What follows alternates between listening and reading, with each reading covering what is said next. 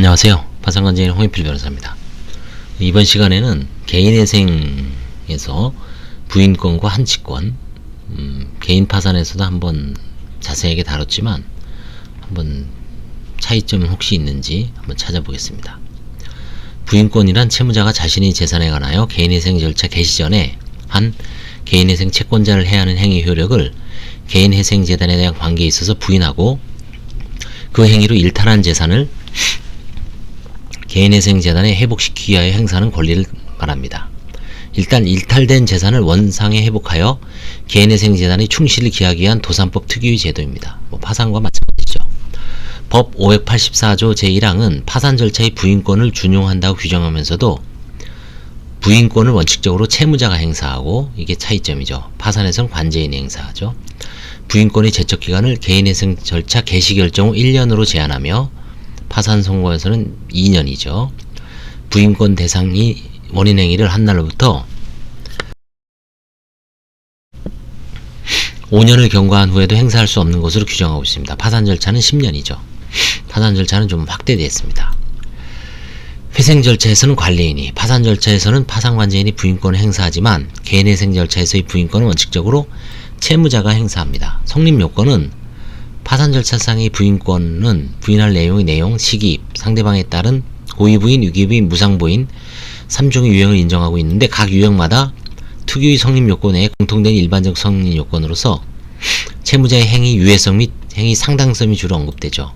채무자의 행위 391조의 각호는 채무자가 한 행위라고 규정되고 있어 부인권이 대상인 행위는 채무자의 행위 또는 이와 동일시되는 행위일 것을 요합니다. 그 파산 절차의 부인권이 자세하게 나옵니다. 그걸 한번 참조해 주십시오. 나중에.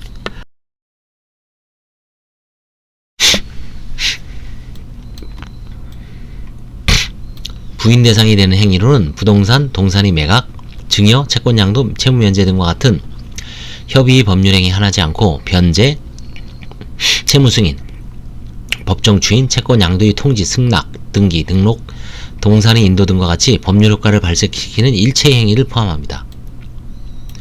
준법률행위라고 그러죠. 준법률행위 혹은 뭐라 그러죠? 관념의 통지 이런 거. 또 사법상의 행해야 하지 않고 소송법상의 행위인 재판상의 자백, 청구의 포기 및 인락, 재판상의 화해, 상소의 취하, 상소권의 포기, 공정증서의 작성, 염가의 경매 등도 부인의 대상이 되고, 공법상의 해도 부인의 대상이 됩니다.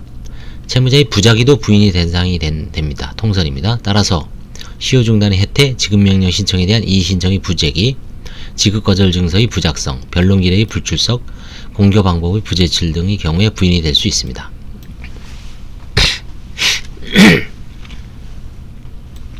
여기에 사실 수많은 행위를 나열해도 우리가 주로 부인하는 거는 이런 거죠. 부동산, 증여.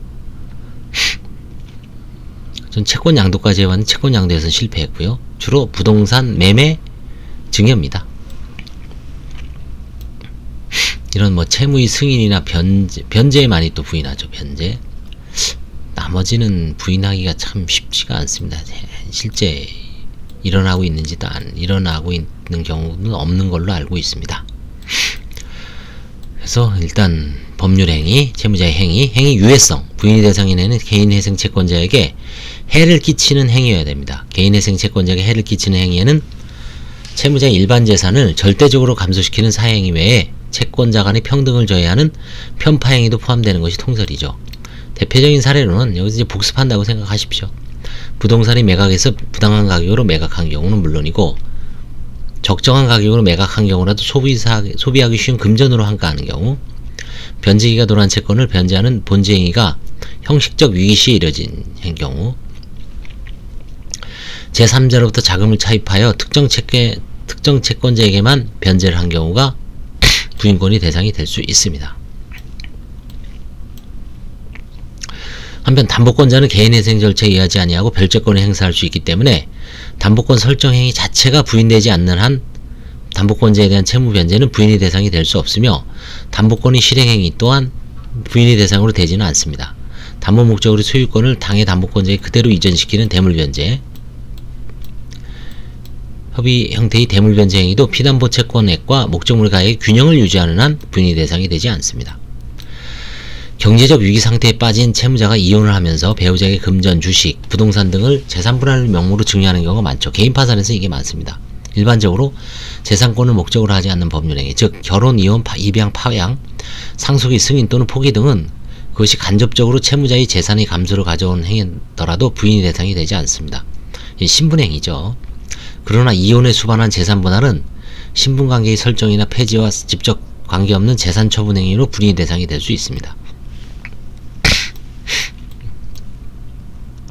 그러나 실제로 부인권을 행사함에 있어서는 재산 분할로 증여된 부동산에 시가를 크게 넘는 담보권이 설정되어 있다거나 일방 배우자가 재산 분할을 받았으면서도 여전히 경제적으로 공고한 상태에 있는 등 개인회생 재단 증식이나 회수 가능성의 측면에서 실익이 없는 경우도 있을 수 있습니다. 또한 재산 분할의 구체적인 내용에 따라 부인의 가부가 달라질 수도 있습니다. 즉 재산 분할은 실질적인 공동재산의 청산 분배 및 일방 배우자의 부양을 목적으로 하는 것이므로 위자료와는 하는 그 성질을 달리하지만 법원은 손해배상적 요소도 포함하여 재산 분할의 수행 및 방법을 정할 수 있으므로 부인 대상 여부를 판단함에 있어서 손해배상적 요소가 포함되어 있는지 여부가 영향을 미치게 됩니다. 공동재산이 청산을 목적으로 하는 재산 분할은 원래 그 재산이 개인회생 재단에 속하지 않는 것이라고 볼 수도 있고, 부양을 목적으로 하는 재산 분할은 일반적으로 상당성이 인정되고 있으므로 민법 839조 2에 정한 법률상 의무이행으로 보아 상당한 한도를 넘지 않는 한 부인은 곤란할 것입니다. 그러나 청산 또는 부양에 필요한 상당한 범위 금액을 넘는 부분의 재산 분할은 그 초과액을 부인할 수 있을 것입니다. 반면에 손해배상 목적의 분할은 개인회생 절차 개시 전에 이혼이 성립한 경우의 위자료 청구권이 개인회생 절차에서 일반 개인회생 채권으로 다뤄진 데 불과한 데 비추어 보면 원칙적으로 부인의 대상이 됩니다. 그 다음에 행위 상당성.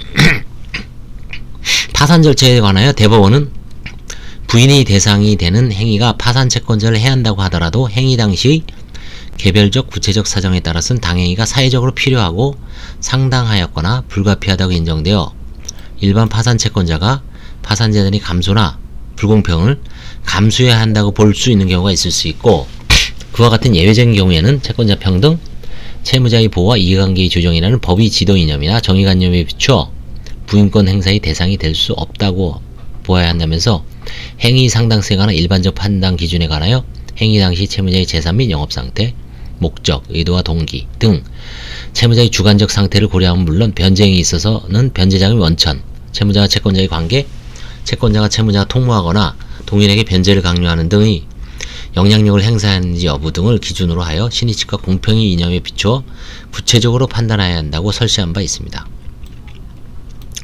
이 법리는 파산 절차의 부인권 행사 규정을 준용하고 있는 개인회생 절차에서도 그대로 적용되고 있습니다.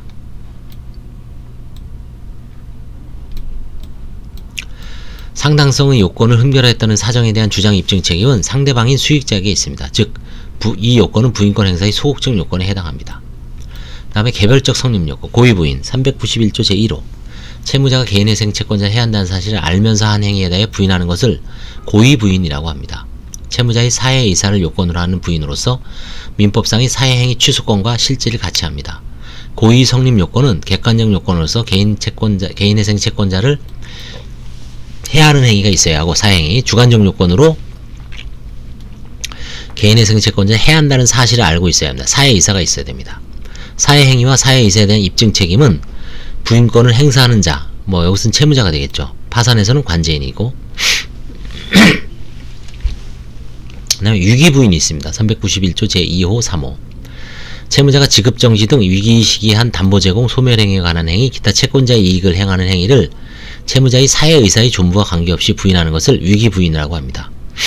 좀 완화된 거죠. 위기부인은 법제 391조 제2호 3호에서 규정되어 있는데, 2호는 채무자가 자신의 의무에 기하여 담보의 제공, 채무소멸에 관한 행위 등을 함으로써 개인회생 채권자를 해야 하는 행위를 한 경우, 의무에 기하여 본지행위 부인이라고 그러죠. 제3호는 채무자가 의무 없음에도 불구하고 담보의 제공, 채무소멸에 관한 행위를 함으로써 개인회생 채권자 해야 하는 행위를 한 경우로 세분됩니다. 비본지행위 부인이라고 하죠. 3호의 비본지행위에 대한 위기부인은 담보의 제공 또는 채무의 소멸에 관한 행위를 부인의 대상으로 한다는 점에서 이호의 부인과 같으나 채무자의 의무에 속하지 아니하는 비본지 행위를 부인의 대상으로 한다는 점에 차이가 있습니다. 그래서 이에 따라 법은 이호의 부인보다 시기적 요건을 완화하여 부인 대상을 지급정지 있기 이전 60일 이내에 이루어진 행위까지 확대하고 선의 입증 책임도 이호의 이익의 부인과 달리 수익자에게 부담시키고 있습니다. 그 다음에 무상부인 391조 제4호입니다. 무상부인이란 채무자가 한 무상행위 또는 이와 동일시하여야 할 유상행위를 부인하는 것을 말합니다. 무상행위 또는 이와 동일시할 정도의 유상행위에 대해서는 개인회생 채권자를 해야 할 위험성이 현저한 반면 상대방의 이익을 고려할 필요성은 적으므로 수익자의 악의도 요건으로 하지 않고 시기적 요건도 보다 완화하고 있습니다. 무상행위인지 여부는 채무자를 기준으로 판단해야 되고 수익자의 입장에서 무상성이 있는지를 판단해서는 아니 됩니다. 따라서 채무자의 인적보증 또는 물상보증 행위는 그것이 채권자의 주채무자에 대한 출연이 직접적인 원인이 되는 경우에도 채무자가 그 대가로서 경제적 이익을 받지 아니한 한 무상행위에 해당합니다. 다음에 특수관계인을 상대로 한 행위에 대한 특칙 392조에 있습니다. 본지행위에 대한 유기부인 391조 2호죠. 단서규정을 적용하면서 이익을 받을 자가 특수관계인인 경우에는 특수관계인의 행위 당시 지급정지 등이 있을 것을 알고 있었던 것으로 추정합니다. 악의가 추정되죠. 또한 비본지행위에 대한 위기부인의 규정을 적용하는 경우 특수관계인을 상대방을 하는 행위에 있어서는 시기적 요건 60일을 완화하여 부인 대상을 지급정지 있기 이전 1년 이내까지 이런 행위까지 확대하고 단서 규정을 적용에 있어도 특수관계인이 그 행위 당시 지급정지 있은 것과 개인회생채권자가 해야 하는 사실을 알고 있었던 것으로 추정합니다. 한편 무상행위에 대한 부인 391조 4호에 있어서 특수관계인을 상대로 하는 행위에 대해서는 부인 대상을 지급정지 등이 있기 이전 1년 이내에 이뤄진 행위로 확대하고 있습니다. 특수관계인은 주로 이제 친족을 말합니다. 그 다음에 부인행위의 특별 요건으로서 어음채무의 지급에 관한 부인의 제한 393조 법 393조 제1항은 391조의 규정은 채무자로부터 어음의 지급을 받은 자가 그 지급을 받지 않았으면 채무자 1인 또는 여럿에 대한 어음상의 권리를 상실하게 되었을 경우에는 이를 적용하지 아니한다고 규정하여 어음 지급의 경우에는 일정한 요건 아래 391조에서 규정한 부인 유형에 해당하도록 부인할 수 없도록 하고 있습니다. 성립요건, 대항요건의 부인 394조에 있습니다. 394조는 대항요건 등의 구비행위를 권리변동의 원인행위와 분리하여 원인행위를 부인할 수 없는 경우에도 독자적으로 대항요건 등의 구비행위를 부인할 수 있도록 규정하고 있습니다. 대항요건 등의 구비행위에 대한 부인을 인정하는 취지는 원인행위가 있었음에도 상당기간 대항요건 등의 구비행위를 하지 않고 있다가 지급정지 등이 있은 후에도 구비행위를 한다는 것은 일반 채권자들에게 예상치 않았던 손해를 주기 때문에 이를 부인할 수 있게 한 것입니다. 그러나 지급정지 등이 있기 이전에 이뤄진 가등에 기한 본등기는 부인의 대상이 되지 않습니다. 391조 제1항 단서. 그 다음에 집행행위 부인 395조.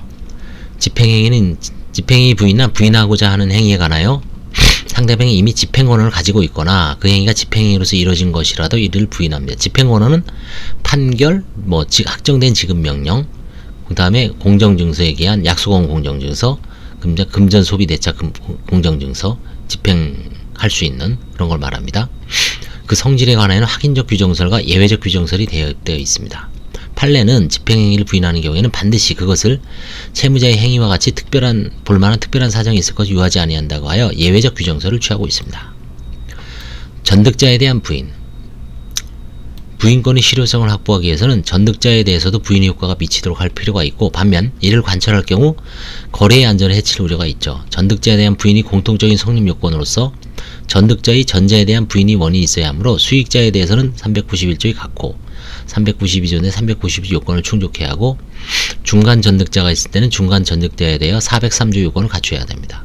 나아가 특별 성립 요건으로서 전득자가 전득 당시 그 전자에 대하여 부인의 원인이 있음을 알고 있어야 하고 다만 전득자가 채무자의 특수관계자일 때는 전득자가 자신이 선의임을 입증해야 하며 전득자가 무상행위 또는 이와 동일시할 수 있는 유상행위로 전득한 경우에는 그 전자에 대해 부인의 원인이 있으면 족하다. 전득자에 대한 부인은 이제 사행위 소송에서 채무자가 있고 수익자가 있고 전득자가 있고 저도 이 전득자에 대한 부인은 아니고, 그렇죠, 부인이죠. 그러니까 채권자가 채무자가 부동산을 남편한테 이혼 재산 분할 원인으로 이전하고 바로 매각을 했습니다. 그랬을 때 일반 채권자가 현재의 전득자를 상대로 처분금지 가처분을 했고 이제 사행위 소송을 수개를 했습니다. 그때 이제 쉽게 합의로 끝났지만, 만약에 끝까지 갔으면 전득자, 현재 부동산을 소유하고 있는 사람은 악의로 추정되기 때문에 선임을 입증해야 되는데 그 사람이 입증해야 됩니다. 관제인은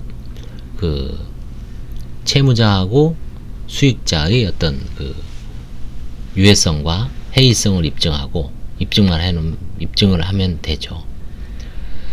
그래서 전득자가 이제 대금을 수익자하고 짜고서 빨리 이전 등기하기 위해서 대금을 15%인가요? 막 깎아주고 이런 행위가 일어나고 있습니다. 그래서 그런 점이 아마 쉽게 선임을 입증을 못할 것 같아요. 상대방 입장에선. 관제인 입장에서는 그 자체가 신속하게 매도하면서 잔금을 치르지 않은 행위, 그 다음에 이제 통상적인 부동산보다 아주 저가로, 그 다음에 공인중개사가 끼지 않았고, 이런 여러가지 해서 좀 뭔가 악의로 추정되는 사실을 주장만 하면 되죠. 그럼 전득자가 아마 이제 선임을 입증해야 될 것 같아요. 그래서 부인권은 결국은 391조부터 395조까지 쭉 나열되어 있는데, 이거는 결국 파산 절차하고 동일합니다. 다만 기간적인 요건, 그 다음에 행사 주체만 조금 차이가 있지, 나머지 요건은 똑같다고 지금 볼 수 있죠. 391조에서 395조, 그 다음에 전득자에 대한 403조까지. 그래서 파산 절차에 좀 상세하게 나오기 때문에 이 개인회생에서는 아마 그냥 중요한 테마는 아니죠. 이게 채무자들이 잘 행사하지도 않고 실제 행사하는 경우는 거의 없죠. 그래서 개인회생에서는 부인권은 그렇게 연구 대상은 아닌 것 같습니다. 개인 파산에서는 상당히 중요하죠. 법인 파산도 마찬가지고. 그래서 오늘은 개인회생에서의 부인권에 대해서 알아봤습니다. 파산 절차를 다시 한번 복습했다고 보면 되겠습니다. 감사합니다.